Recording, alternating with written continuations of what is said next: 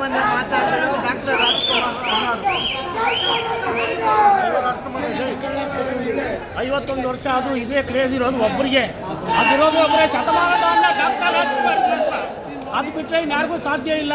Print ಚೆನ್ನಾಗಿದೆ, ಎಲ್ಲ ಬಂದು ನೋಡಿ ಅಭಿಮಾನಿಗಳು ದಯಮಾಡಿ ಭಾಳ ಚೆನ್ನಾಗಿ ಪ್ರಿಂಟ್ ಮಾಡಿದ್ದಾರೆ.